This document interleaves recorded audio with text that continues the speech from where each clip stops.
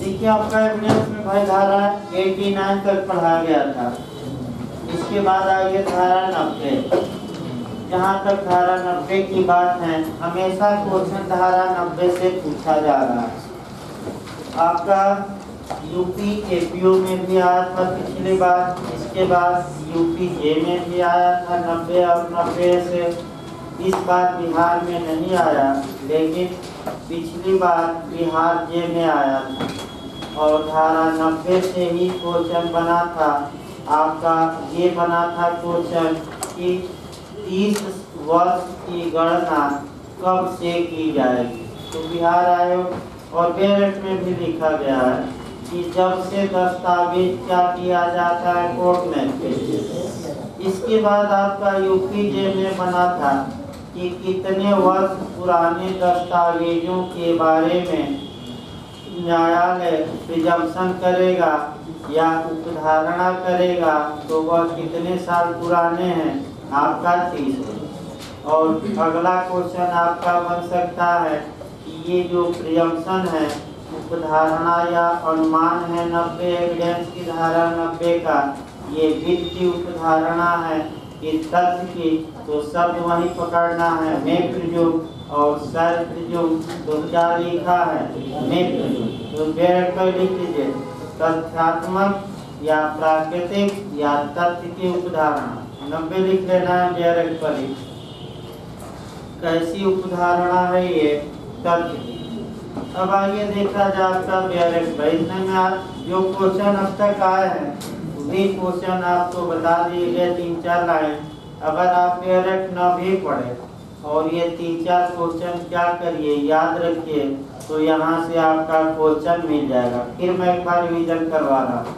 धारा 90 की उपधारणा कौन सी उपधारणा है, तथ्य की। देखिए आपका क्वेश्चन कैसे बनता है। धारा 90 की उपधारणा कैसी उपधारणा है, एक्ट की, तथ्य की। पहला क्वेश्चन तथ्य, और आपका जो एमपी ने बनाया वह बनाया तथ्यात्मक। तो तथ्यात्मक से कभी घबराना नहीं है, या इसी को नेचुरल प्रिजम्पशन, दूसरी भाषा में एक लिख लीजिए प्राकृतिक उपधारणा। तथ्य की ही उपधारणा का दूसरा नाम क्या है, प्राकृतिक उपधारणा या नेचुरल प्रिजम्पशन, ये भी पूछा जाता है। या स्वाभाविक उपधारणा, स्वाभाविक भी लिखा जाता है। अब यह नहीं कि शब्द चेंज कर दे तो कहेगा कि सर तो बता ही नहीं थे, चाहे फिर कर देंगे, चाहे तथ्यात्मक दे या तथ्य के दे, प्राकृतिक दे, स्वाभाविक दे, ये चारों शब्द एक हैं। इसका मतलब ये हुआ मे प्रिज्यूम यानी कि तथ्य की उपधारणा। अब शब्द गलत ना हो। अगला देखिए आपका दूसरा, हमने बताया कि कितने वर्ष पुराने दस्तावेजों के बारे में प्रिजम्पशन किया जाएगा, तो कितने साल, 30 साल। और किस तारीख से ये 30 साल गिना जाएगा, जिस तारीख को दस्तावेज क्या किया जा रहा है कोर्ट में पेश। और अंतिम क्वेश्चन आपका बन सकता है, यूपी में ही बनेगा, बाहर ही नहीं, कि यूपी में इस धारा में संशोधन है और यूपी में ये जो समय है ये 30 की जगह कितना किया गया, 20। तो ये केवल यूपी में बनेगा, आपका बिहार में नहीं। अब बेरेट की भाषा देखिए, थोड़ा तेजी ला दो भाई।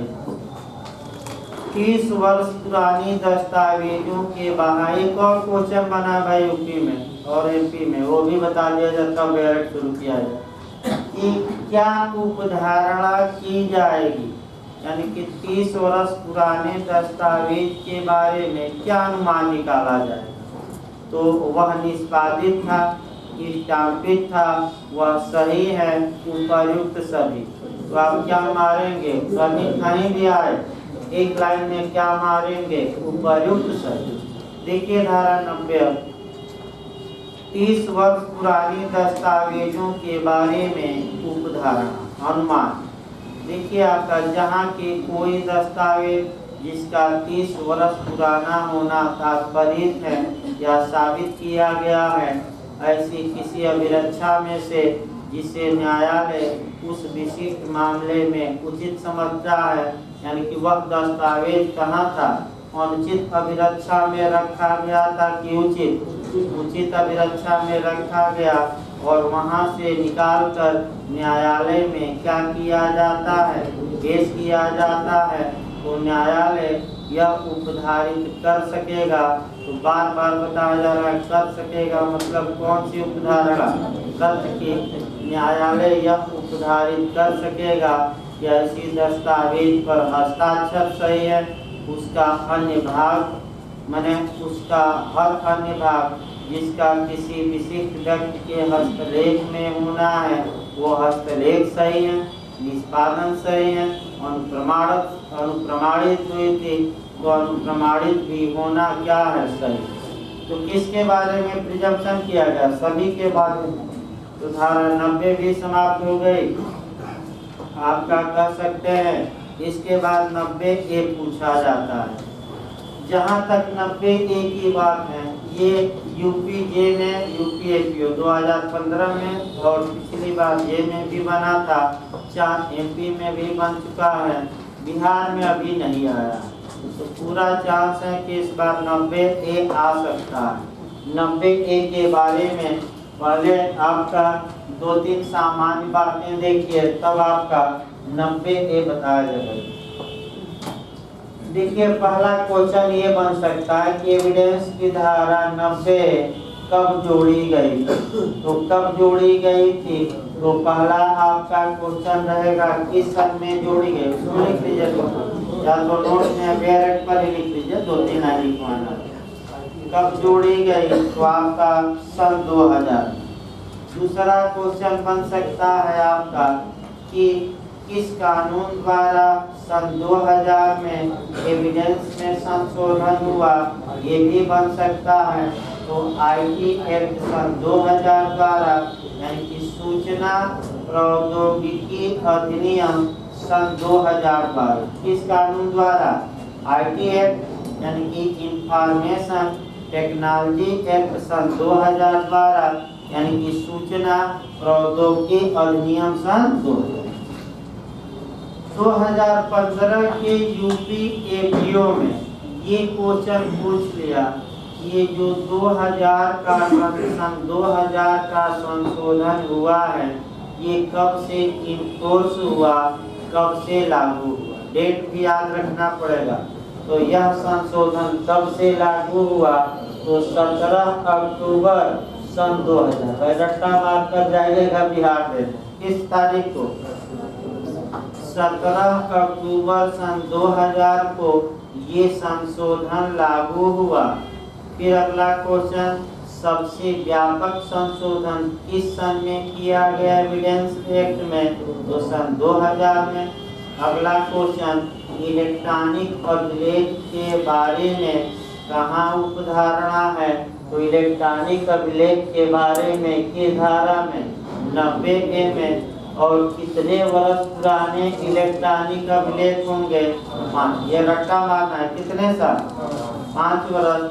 तो न्यायालय उपधारणा कर सकेगा, तो फिर पॉइंट पकड़ना है कि 90A की उपधारणा तथ्यात्मक है कि विध्यात्मक, यानी कि तथ्य की उपधारणा है कि विधि की। तो क्या शब्द लिखा है, कर सकेगा तो क्या आया, तथ्य की या प्राकृतिक उपधारणा या स्वाभाविक उपधारणा, जो भी कहिए।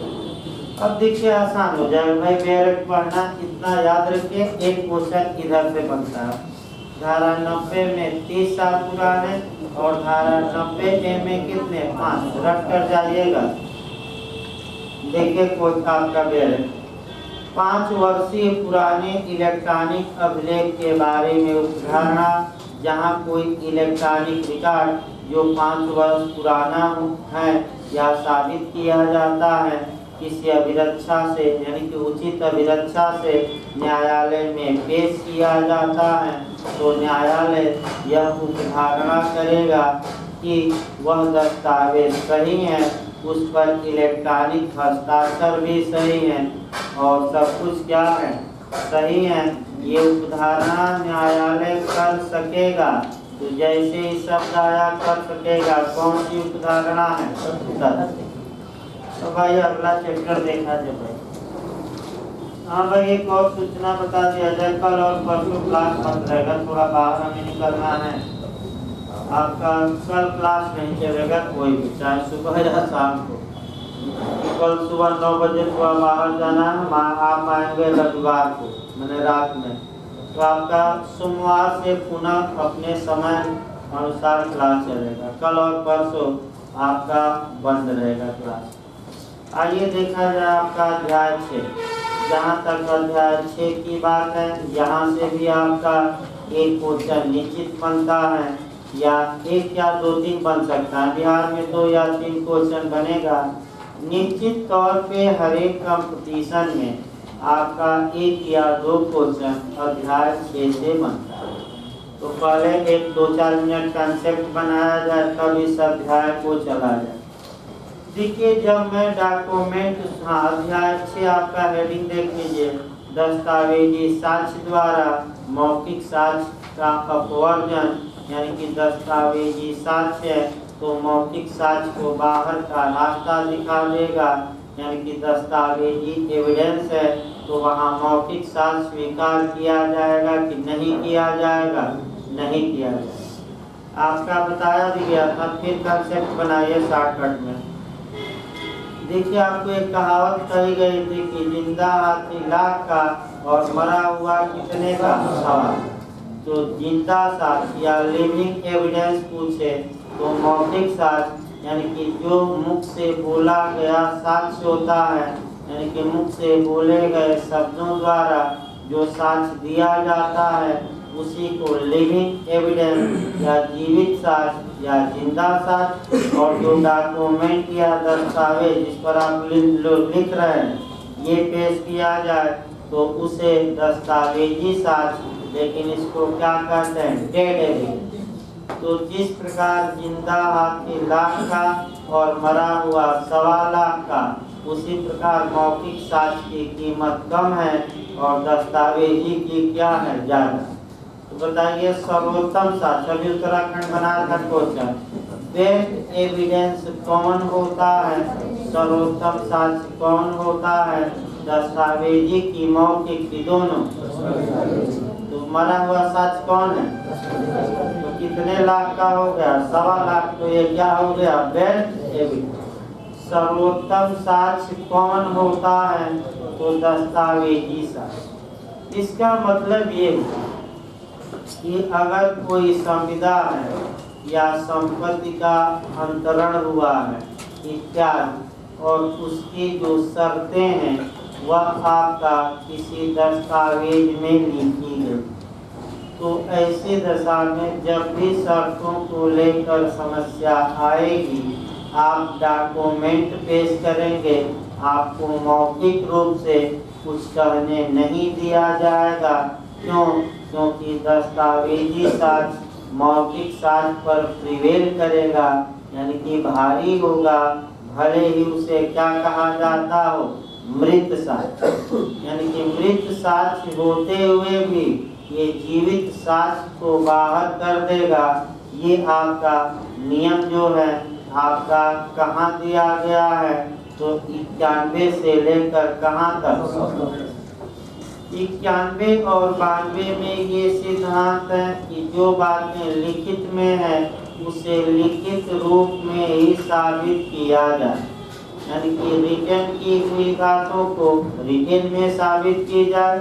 इसका मतलब कि अगर कोई बात किसी कागज पर लिखी गई है तो या तो उस कागज का प्राथमिक साक्ष्य या द्वितीयक साक्ष्य पेश करिए मौखिक रूप से, या मुख से उस कागज के बारे में कुछ न हो। ये सिद्धांत कहाँ समाहित है कि लिखित को लिखित रूप में साबित किया जाए। 91 और 92।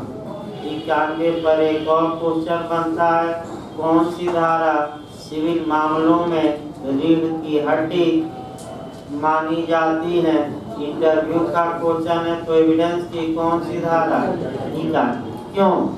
क्योंकि ये धारा ये बताती है कि अगर कोई संविदा या इत्यादि हुई, बता में भूमिका चल रही है, तो ऐसी दशा में लिखित द्वारा साबित किया जाए, यानी कि वह दस्तावेज ही महत्वपूर्ण है और सिविल मामलों में मौखिक बातें कम और दस्तावेजी बातें क्या चलती हैं ज़्यादा। अतः अगर एक बार लिखा पढ़ी हो गई तो ये धारा बहुत महत्वपूर्ण हो जाती है और बता देती हैं कि मुख से कुछ बोलने नहीं दिया जाएगा, आप लिखे हैं तो उसको क्या करिए, मानिए। तो 91-92 तो भाई सोमवार को चल पाएगी क्योंकि आपका समय लगेगा, लेकिन 93 से उठाया जाए और 93 से 100 निपटा दिया जाए। 93 से 100 हम बता रहे हैं, 91-92 अलग से पढ़ाया जाएगा, समय लगेगा थोड़ा।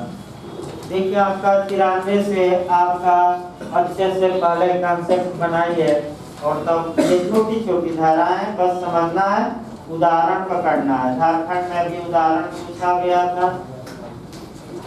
आइए किसी भी दस्तावेज में 93 से भाई 93 से आपका चलेगा, पहले इसका कंसेप्ट बना लीजिए। किसी भी डॉक्यूमेंट में 2 प्रकार की गलती हो सकती है। पहले गलतियां समझिए, पहला क्वेश्चन यही बन जाता है। एम्बिगुअस डॉक्यूमेंट या संदिग्धार्थी डॉक्यूमेंट या त्रुटिपूर्ण डॉक्यूमेंट या भूल हो गई है, गलती हो गई है, डिफेक्ट हो गया है, मिस्टेक हो गया है, जो भी आए घबराना नहीं है। चाहे संदिग्धार्थी दे या त्रुटिपूर्ण दे या भूल हो गई, घबराना नहीं है। तो दस्तावेज में कितने प्रकार की गलती हो सकती है? तो एक प्रत्यक्ष गलती, इसको आपका कहते हैं डायरेक्ट डिफेक्ट। डायरेक्ट डिफेक्ट को कहते हैं पेटेंट डिफेक्ट। इसको क्या कहते हैं? Patent defect. पेटेंट डिफेक्ट को हम कहते हैं प्रत्यक्ष गलती। तो प्रत्यक्ष गलती के बारे में धारा 93 और कौन बताएगी? 94। तो पहला क्वेश्चन याद रखना है, पेटेंट डिफेक्ट या प्रत्यक्ष त्रुटि या प्रत्यक्ष संदिग्धता या प्रत्यक्ष भूल कहाँ है एविडेंस में? तो आप क्या बताएंगे? 93 और 94। और दूसरा होता है अप्रत्यक्ष गलती। अप्रत्यक्ष गलती का मतलब ये हुआ, ध्यान समझिएगा, इनहेरेंट डिफेक्ट, इसको कहते हैं लेटेंट डिफेक्ट या अंतर्निहित त्रुटि। अंतर्निहित त्रुटि या समाहित त्रुटि, यानी कि फिर एक बार याद रखिए, अप्रत्यक्ष गलती को हम क्या कहते हैं? पेटेंट नहीं बल्कि क्या कहेंगे? लेटेंट डिफेक्ट या अंतर्निहित गलती आपका, या अप्रत्यक्ष त्रुटि या अप्रत्यक्ष संदिग्धता, एम्बिगुअस कहा जाता है। इसको जब भी पढ़िएगा 3 धारा इसमें पढ़ना है, 95, 96 और 97। ध्यान में रखिएगा, यानी कि पहला क्वेश्चन याद रखिए, प्रत्यक्ष कहाँ आएगा? 93, 94। अप्रत्यक्ष कहाँ आएगा? 95, 96, 97। 1 या 2 क्वेश्चन निश्चित बनेगा, सतर्क रहिए। अब आपका ये क्वेश्चन बनता है कि किस त्रुटि को सुधारने के लिए बाह्य साक्ष्य ग्राह्य नहीं है, अर्थात मौखिक साक्ष्य नहीं दिया जा सकता। और यही आपका झारखंड एपीओ में पूछा गया था और कई लोग गलत करके आ गए। तो फिर एक बार याद रखिए, इस गलती को सुधारने के लिए कोई बाह्य साक्ष्य या मौखिक साक्ष्य देने नहीं दिया जाएगा। तो किस गलती को? प्रत्यक्ष। और किस गलती को सुधारने के लिए एक्स्ट्रा एविडेंस या बाह्य साक्ष्य या ओरल एविडेंस या मौखिक साक्ष्य दिया जा सकता है? तो कौन सी गलती को सुधारा जा सकता है? अप्रत्यक्ष या लेटेंट डिफेक्ट। एक लाइन लिख लीजिए, प्रत्यक्ष त्रुटि को सुधारने हेतु बाह्य साक्ष्य नहीं दिया जा सकता। झारखंड में पूछा गया था। ऑप्शन बना के। अच्छा, एक लाइन लिखे, एक लाइन तो भले नोट्स में हो। प्रत्यक्ष त्रुटि को सुधारने हेतु कोई बाह्य साक्ष्य ग्राह्य नहीं होगा या नहीं दिया जा सकता। लिखिए, ग्राह्य नहीं होगा किस त्रुटि को सुधारने में? प्रत्यक्ष। हाँ, वह मौखिक उसे कहते हैं, वह मैंने बाहरी, उसी को मौखिक भी कहा जाता है। उसको लिख लीजिए, वाह्य दे देगा, लीगल भाषा में वाह्य है, अपनी भाषा में हम लिखवा रहे हैं मौखिक, आप लिख करके। फिर एक बार देखिए भाई, प्रत्यक्ष त्रुटि को सुधारने हेतु कोई वाह्य या मौखिक साक्ष्य स्वीकार नहीं किया जाए। अब क्यों ऐसा नियम बनाया गया, इसको समझिए। अब लिखना नहीं है, दिमाग में बैठाना है। इसको एक लाइन में और कहते हैं भाई, प्राइमा फेसाई। प्राइमा फेसाई का मतलब कि प्रथम दृष्टया। प्रथम दृष्टया मतलब कि सरसरी तौर पे।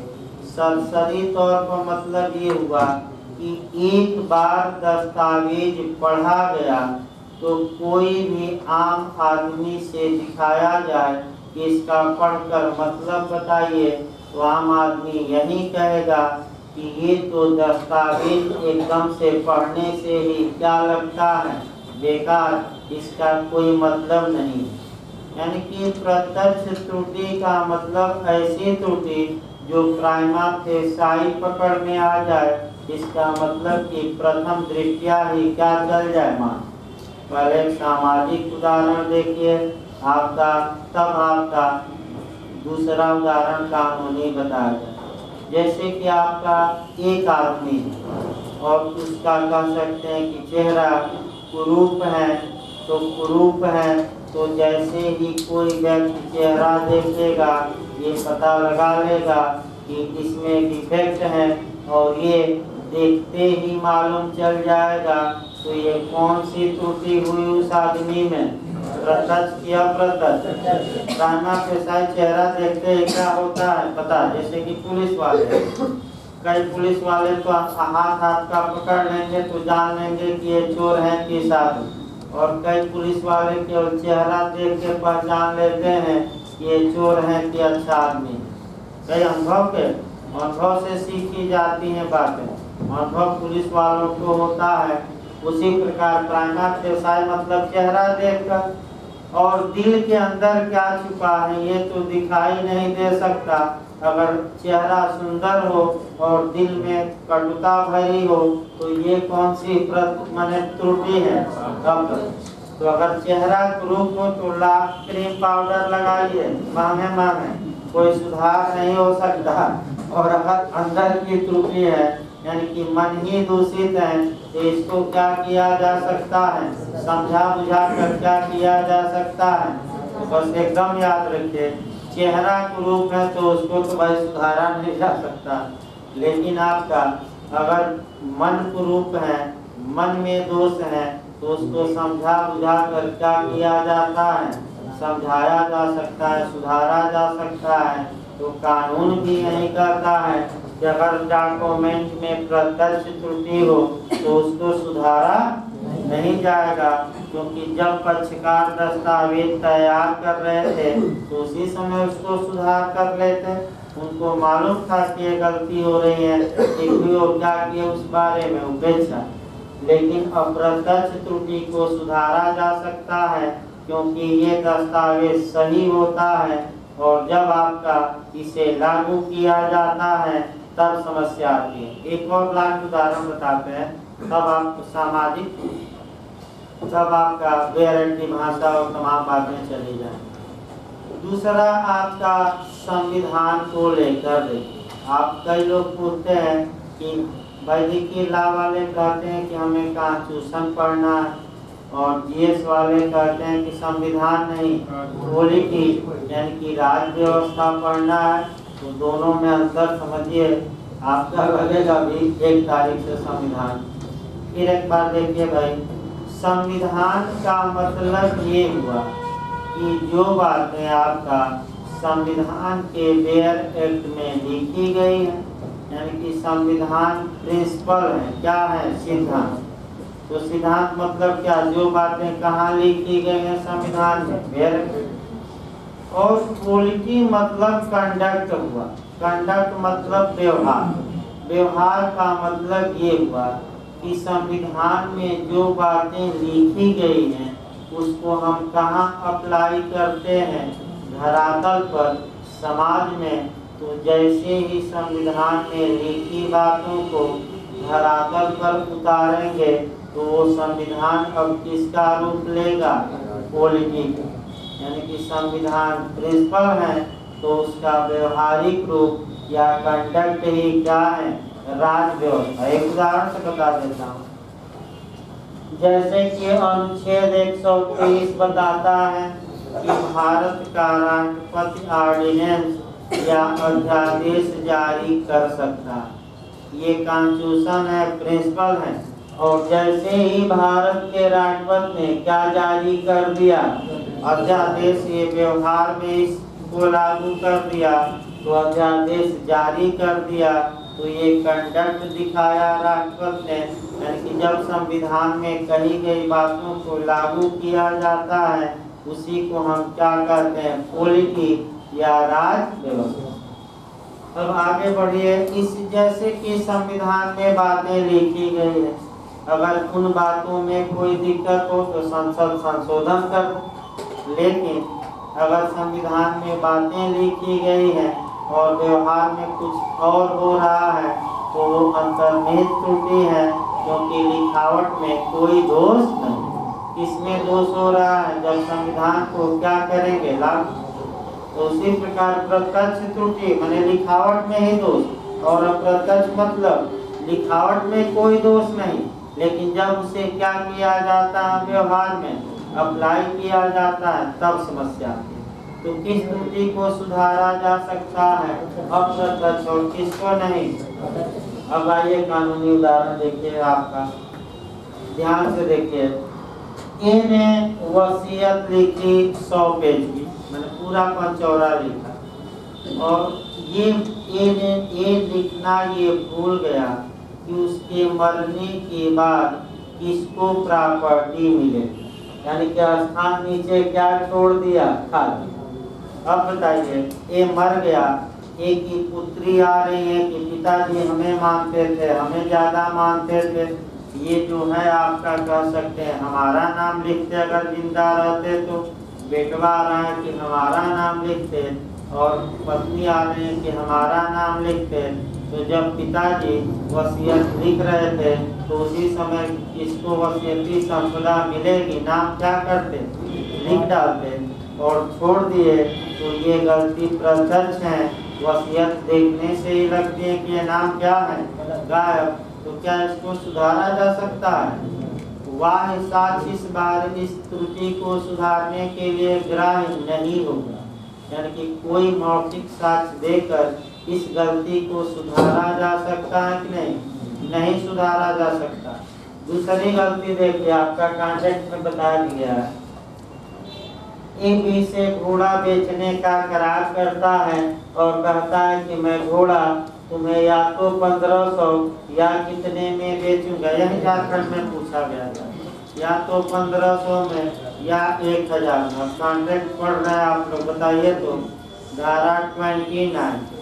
ये करार निश्चित है कि अनिश्चित, तो अनिश्चित के कारण ये क्या होगा, सुन। अब एविडेंस की धारा 93 को कवर करिए। जब घोड़ा बेचने का करार हो रहा था तो आप या तो 1500 दाम रखते या कितना रखते, 1000, और आपने रख दिया 1500 या 1000 हम देंगे, तो कीमत आप दस्तावेज रचित करते समय ही गलती कर दिए हैं। तो अब इस गलती को सुधारने के लिए वाद साक्ष्य, एक्स्ट्रा एविडेंस या मौखिक साक्ष्य ग्राह्य होगा कि अग्राह्य, स्वीकार नहीं किया जाएगा। सतर्क रहना है, और आपका यही क्वेश्चन ज्यादा बनता है। ये अभी झारखंड में पूछा गया था, कई लोग ग्राह्य मार कर आ गए, जबकि ये मौखिक साक्ष्य क्या होगा, अग्राह्य।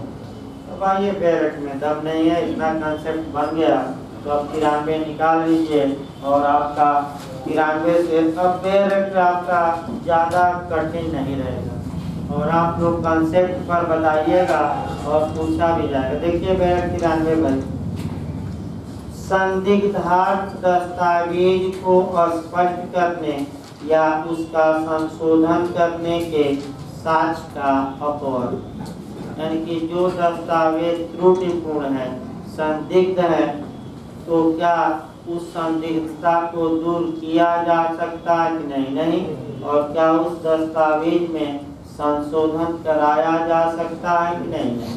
देखिए बैरक की भाषा भाई, जबकि किसी दस्तावेज में प्रयुक्त भाषा देखते ही संदिग्धा या त्रुटिपूर्ण हो, यानी कि प्राइमा फेसाई प्रथम दृष्टया दस्तावेज को पढ़िए तो ये मालूम चल जाएगा ये दस्तावेज बोगस है, बेकार है, इसका कोई मतलब नहीं है, ये संदिग्ध है या त्रुटिपूर्ण। तो क्या उन तथ्यों का साक्ष्य दिया जा सकेगा जो उसका अर्थ दर्शित करते हो या उन गलतियों को सुधारते हो? तो क्या बाह्य साक्ष्य या मौखिक साक्ष्य देकर या कोई अन्य साक्ष्य देकर उन गलतियों को जो प्राइमा फेसाई दिखाई दे रही है दस्तावेज में सुधारा जा सकता है कि नहीं? तो आपका क्या जवाब रहेगा? सुधारा नहीं जा सकता। यही लोग गलत करके झारखंड में आए थे 93 में, सुधारा जाएगा कि नहीं? तो गलती देख लीजिए भाई, गलती बता ही दिया गया है, फिर वही गलती देखिए उदाहरण से, दृष्टांत जरूर तैयार रखिएगा। ख को 1000 रुपयों या 1500 रुपयों में एक घोड़ा बेचने का लिखित करार करता है, यानी कि कागज पर बातें क्या कर दी गई, लिखी गई, या तो 1500 या कितना। तो अभी हमने बताया यह दर्शित करने के लिए कि कौन सा मूल्य दिया जाना था, साक्ष्य दिया जाएगा कि नहीं दिया जाएगा? नहीं दिया जाएगा। और कॉन्ट्रैक्ट की धारा के तहत यह करार भी वाइड होगा 20। चलिए दूसरा देखिए भाई, दूसरा दृष्टांत देखिए। किसी विलेख में रिक्त स्थान है, तो क्या रिक्त स्थान की पूर्ति है कोई साक्ष्य दिया जा सकता है कि नहीं? नहीं। सबसे अच्छा उदाहरण हमने किसका बताया? वसीयत। एक वसीयत लिखा, पूरा पंचौरा लिखा, लेकिन आपका कह सकते हैं कि मरने के बाद किसको प्रॉपर्टी मिलेगी उसका नाम ही क्या किया? छोड़ दिया। तो ऐसी दशा में क्या सुधार किया जा सकता है कि नहीं? रिक्त स्थान का पूर्ति की जाएगी कि नहीं? नहीं। अब आइए धारा 94 देखिए, 93 हो गया आपका। विद्यमान तथ्यों को दस्तावेज के लागू होने के विरुद्ध साक्ष्य का अपवर्ग। देखिए पहले इसका कॉन्सेप्ट बना दे। दस्तावेज की भाषा सही है और वह दस्तावेज जब धरातल पर लागू किया जाता है तो वस्तुओं पर या विद्यमान तथ्यों पर सटीक रूप से लागू होता है। अब इसको संविधान के उदाहरण से थोड़ा पहले देखिए। संविधान की भाषा सही है और जब संविधान की भाषा लागू की जाती है तो ठीक ठीक लागू हो जाती है। तो क्या कोई न्यायालय में बहस करेगा कि नहीं नहीं वहाँ लागू होगी है? जब संविधान में लिखी बातें सही हैं और वह सही लागू भी हो रही है तो क्या दूसरी जगह लागू कराएंगे उसे? नहीं। अब एक उदाहरण लीगल तौर पे देखिए।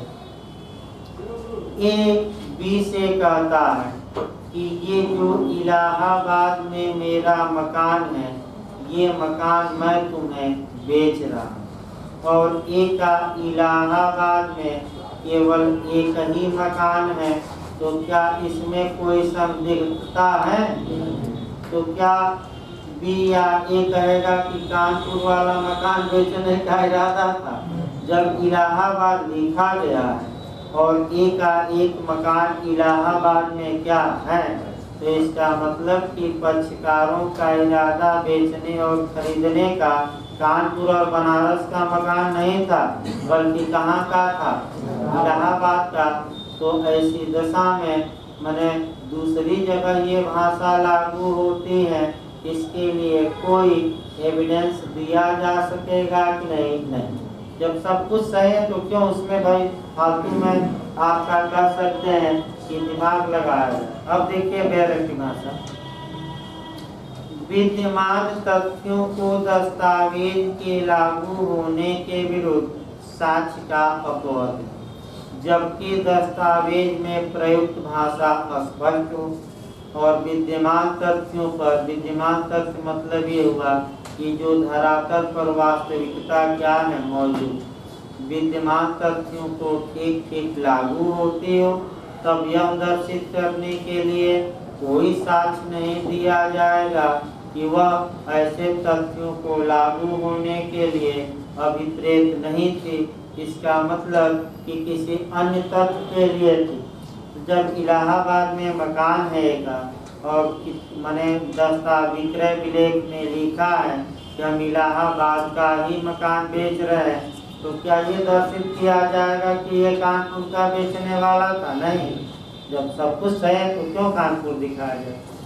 और इसी को एक उदाहरण द्वारा देखना है, ध्यान से देखिए। उदाहरण एक ही दिया है, ख को क, रामपुर वाला याद रखिए, केस लिए पूछा जाता है। देखा, ख को क रामपुर में 100 बीघे वाली मेरी संपदा विलेख द्वारा बेचता। अब आइए बिछवाइए भाई। इसका मतलब ये हुआ कि ए 100 बीघा खेत बेचता है किसको? बी को, और ये लिखता है कि ये कहाँ है? रामपुर में है। यानी कि विलेख में ए ये लिखा है कि जो मेरी रामपुर में 100 बीघा जमीन है, ये भी मैं उस जमीन को मैं क्या कर रहा हूँ? तुम्हें बेच। ए के पास 100 बीघा जमीन रामपुर में है। अब ए या बी यह कहे कि ये रामपुर में नहीं श्यामपुर में बेचना चाहता था, या रामपुर में नहीं बलरामपुर में बेचना चाहता था, तो क्या इस बारे में किसी का कोई साक्ष्य ग्राह्य किया जाएगा कि नहीं? नहीं। क्यों? क्योंकि दस्तावेज भी सही है और भाषा भी सही विद्यमान तथ्यों पर क्या होती है? लागू। यानी कि रामपुर में ए के पास 100 बीघा जमीन है और दस्तावेज में भी क्या किया गया है? वही बातें। अतः ये कि श्यामपुर में बेचने वाले थे, ये सब साक्ष्य दिया जाएगा कि नहीं? नहीं। तो ये कौन सी त्रुटि बता दी गई? अप्रत्यक्ष नहीं, प्रत्यक्ष। अब आइए सेक्शन जरूर याद रखिए, धारा 95, 96 और 97 में कौन सी त्रुटि है? लेटेंट या कौन सी संदिग्धता है? अंतर्निहित, इनहेरेंट या कौन सी डिफेक्ट है? लेटेंट या उसको कहते हैं अप्रत्यक्ष त्रुटि। हमने अभी उदाहरण में बताया कि अगर कोई मन के अंदर कपट हो तो उसको देखा नहीं जा सकता, लेकिन ब्रेन वॉश करके उसको क्या किया जा सकता है? मन बदला जा सकता है। यानी कि उसी आधार पर आपका 3 धाराएं चलेंगी, छोटी छोटी धाराएं। कौन कौन? 95, 96 और 97। तो क्या अप्रत्यक्ष त्रुटि को सुधारने के लिए साक्ष्य ग्राह्य किया जाएगा कि नहीं? किया जाएगा। वह साक्ष्य ग्राह्य किया जाएगा कि नहीं? किया जाएगा। तो अब त्रुटियां देखिए, धारा 95 से उदाहरण जरूर याद रखिए और दो लाइन का है।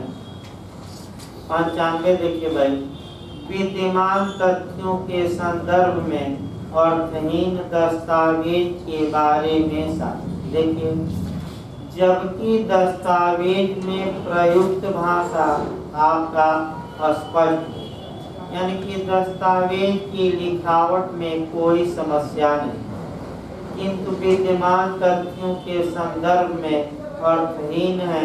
इसका मतलब कि जब उस भाषा के अनुसार कार्य किया जाता है तो भाषा आपका विद्यमान तथ्य पर अप्लाई नहीं हो। तो यह दर्शित करने के लिए साक्ष्य दिया जा सकेगा कि वह विशिष्ट भाव में प्रयुक्त की गई थी। आइए एक उदाहरण देखना है जो दिया है कलकत्ते का। देखिए भाई, आपका कलकत्ता और हावड़े का उदाहरण ध्यान से देखिए, अच्छे से देखिए। ए बी को अपना मकान बेचता है, ध्यान से देखिए क्या बेचता है, मकान। अब रामपुर भी श्यामपुर भी आ जाएगा, 100 बीघे वाली भी। 3-4 उदाहरण बताया जाए, पहले बेरक का उदाहरण। कलकत्ता हावड़ा याद रखिएगा, किस धारा में है आपका 95। देखिए ये कहता है कि जो कलकत्ते में मेरा मकान है, हे भी मैं तुम्हें उसे बेचता हूँ। ठीक है भाई, दस्तावेज में कोई त्रुटि नहीं है, तो सब कुछ सही है। यानी कि दस्तावेज देखने से सही लगता है कि गलत, सही, क्योंकि कलकत्ते की जमीन को ए ने किसको बेचा है, बी को। लेकिन जब जैसे कि आपका होता है तारे जमीन पर, बस वहां से भी समझना है, तारे जमीन पर यानी कि तारों में कोई कमी नहीं है, अर्थात इसका मतलब कह सकते हैं दस्तावेज में कोई कमी नहीं।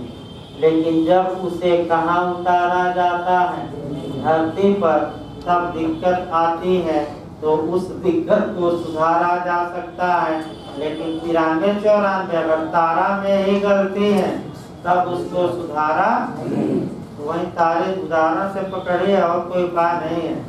आसान भी है, कठिन भी है, समझ लेंगे तो कभी गलती नहीं होगी। और अगर नहीं समझ में आया तो एक भी पॉइंट नहीं आएगा, नहीं आया तो कुछ नहीं आएगा, और एक पॉइंट आ गया तो सब आ जाएगा। तो तारे जमीन पर, तो तारे में ही गलती है, उस गलती को नहीं सुधारा जा सकता 93-94। और जमीन पर लाने में गलती हो रही है, यानी कि विद्यमान तथ्यों में लागू होने पर गलती हो रही है, अर्थात तारों को कहाँ लाने पर, जमीन में, तो उस गलती को क्या किया जा सकता है। देखिए आपका गलती कराइए, दस्तावेज में इस उदाहरण में कोई गलती नहीं है, लेकिन आपका ये है कि ए का मकान कलकत्ता में नहीं है, लेकिन उसी नाप जोख का और उसी एरिया का मकान उसका कहाँ है, हावड़ा।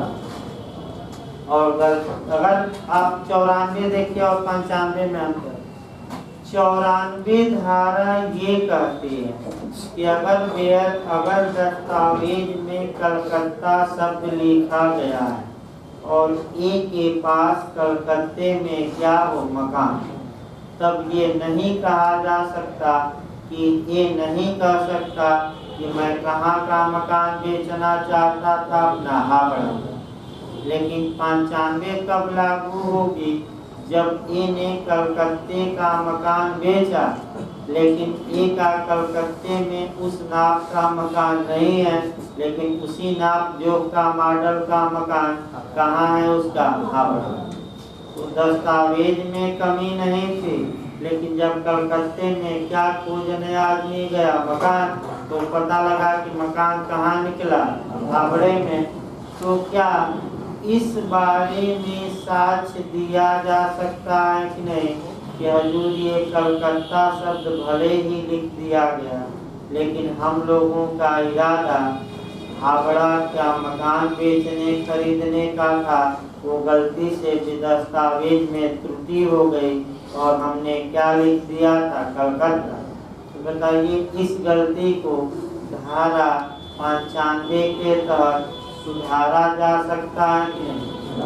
हाँ, सुधारा जा। कौन सी गलती है ये, प्रत्यक्ष की अप्रत्यक्ष? याद रखिए, तो कौन गलती सुधारने के लिए वह साक्ष्य ग्राह्य होगा, इसको सुधार साक्ष्य दिया जा सकता है नहीं इस बारे में कि हावड़ा का जमीन मकान बेचने का इरादा था, दिया जा सकता है। अब इसी में अब आइए एकदम आपका 94 से कवर किया जा रहा है, आपका फिर एक बार 94 वाला उदाहरण 95 में सेट कर दिया जाए। ए बी को 100 बीघा जमीन बेचता है और कहता है कि रामपुर में जो मेरी 100 बीघा जमीन है, ए बी मैं पूरी जमीन अपनी क्या करता हूँ तुम्हें बेचता हूँ। और जब धरातल पर देखा जाता है तो रामपुर में 100 बीघा एक की जमीन नहीं है, लेकिन बलरामपुर में है, तो धारा 95 अब लागू होगी। और ये कहती है इस बारे में साक्ष्य दिया जा सकता है कि रामपुर गलती से लिख दिया गया, वास्तव में जमीन बेचने का इरादा कहाँ का था, बलरामपुर या श्याम। तो कौन सी धारा अप्लाई हो जाएगी, 90। अब आइए आपका घोड़ा देखा, जब पहले घोड़ा देखिए हैदराबाद तब आपका 96 बताइए। 96 बहुत आसान है।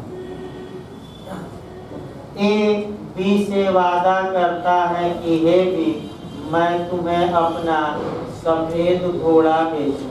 चलिए बताइए क्या था, रकम भी भाई निश्चित कर लिया जाए, नहीं तो कई लोग कहेंगे कि भाई रकम ही गलत है।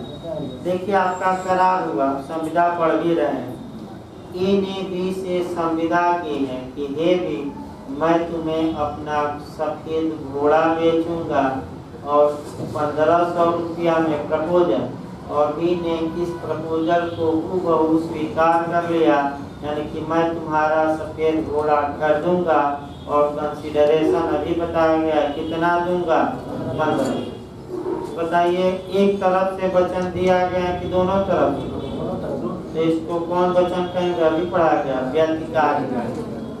एक को क्या, एक का कौन सा अपना वचन निभाना है, घोड़ा देना, और बी को कौन सा वचन निभाना है, पैसा। अब ध्यान से देखिए, और कितने में, अब आप लोग बताइए कॉन्ट्रैक्ट में ये करार वैध होगा कि शून्य होगा, क्या कहीं कोई अनिश्चितता है, नहीं।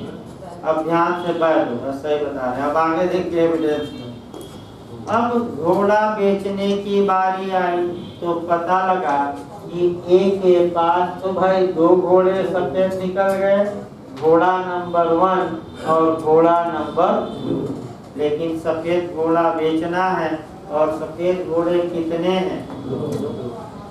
अब यानी कि इसका मतलब ये हुआ कि भाषा सही है, लेकिन जब उस भाषा को लागू किया जाता है विद्यमान तथ्यों पर, यानी कि घोड़ों पर, तो वह भाषा एक से अधिक तथ्यों पर लागू होती है।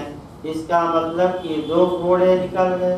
अब कौन घोड़ा बेचने का इरादा था, क्या इस बारे में साक्ष्य दिया जा सकता है, नहीं दिया जा सकता। घोड़ा नंबर 1 हम सफेद बेचना चाहते थे, कि घोड़ा नंबर 2, इस बारे में। जैसे आइए दूसरा पहला घोड़ा पर उदाहरण याद रखिएगा, और दूसरा हैदराबाद।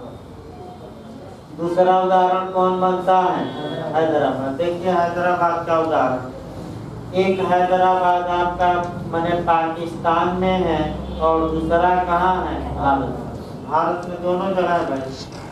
अब ए से बी करार करता है कि हे बी, हम लोग चलेंगे साथ साथ, मैंने कहाँ हमें चलना है, हैदराबाद। और जब चलने की बारी आती है तो ये समझता है कि पाकिस्तान वाला हैदराबाद हम लोग चलेंगे, और भी समझ रहा था कि कहाँ वाला, यानी कि बताइए भाषा में कोई त्रुटि नहीं है, हैदराबाद है। लेकिन जब भाषा को लागू किया जाता है, अप्लाई किया जाता है, तो भाषा कितने तथ्यों पर लागू होती है, एक से अधिक, क्योंकि हैदराबाद कितने निकले, 2। तो क्या इसके लिए एविडेंस दिया जा सकता है कि नहीं, कि किस हैदराबाद जाने का इरादा था, दिया जा सकता है। कौन सी धारा अनुज्ञा देती है, 96।